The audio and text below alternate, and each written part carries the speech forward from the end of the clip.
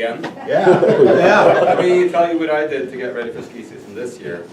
About a year and a half ago, I moved to Utah. Started working in Provo. That's south of Salt Lake City. Salt Lake City is situated west of the Wasatch Mountains. And if you picture Interstate 80 on the north side, Interstate 15 on the west side, which by the way has 6 and 7 lanes in each direction. It's a fantastic, giant road. I like it. Then US 189 on the south side, US 40 on the east side. Inside that circle, it takes about an hour and 45, I'm going to say, to drive in that circle. An hour and 45 minutes. 8 ski areas inside that circle. Can you imagine? Fantastic. So I lived there for one ski season. I didn't deal with traffic one single time to go skiing, and compare that to I-70 to go skiing in Colorado. Then I joined the Wasatch Mountain Club when I moved there to have people to ski with, to hike with, and rock climb. And I joined the gym.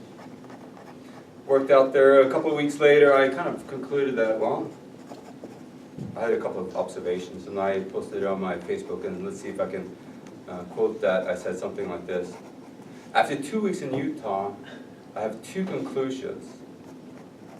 The sale of silicone and hair dye is through the roof, second only to California. Conclusion: every second woman in Utah wants to look like a Norwegian, no matter what skin color. Of course, I have no proof of any of this.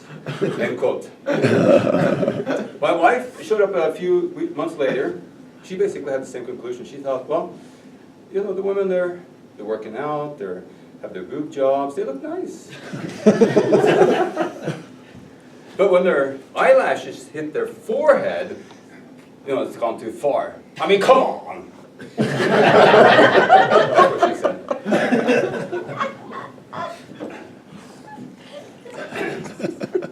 In 2008, we bought a property up in Fairplay, just south of Breckenridge. You know, we lived in Colorado Springs and wanted to have a place, a small cabin up there to be able to stay for the weekend, not have to deal with this long drive to and from Breckenridge or Keystone or so forth. And, you know, when I sold my business a couple of years ago, we started thinking about doing that, starting the building of the cabin. And so we started on that, and then, oops, I took a job in Utah, but we continued building the cabin. We wanted to have it done by Thanksgiving of 2014, so about a year ago. Well, we were not even close to getting it done. We had the septic tank in, and we had the foundation in. And, well, I had one requirement for the cabin. I gave basically the budget to my wife, and then she was going to handle the budget, I mean the building of the cabin. So she had picked an Amish construction company up in Montana. And, you know, our project was delayed, so it happened to coincide with this Amish construction company being approached by HGTV. So HGTV asked for 4 projects, and we were selected as one of them. And so in March of this year, they built this cabin, you know, with the logs. You know, built it, assembled it, and disassembled it, and then in March of this year, they brought the logs to Fairplay on a semi-truck and put that together.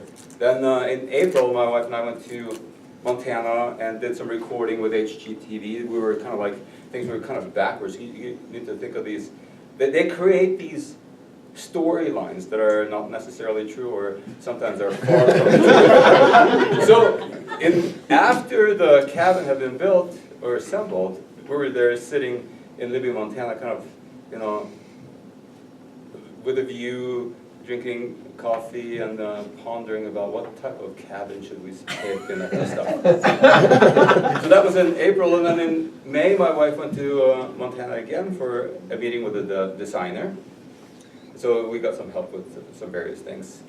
And then in September, HGTV came for a final recording. We had just rushed to get the cabin done by September for various reasons, and they were coming back, and it's not even close to being done. It's not done yet, but HGTV needed to be on they were on a schedule, so they needed to come.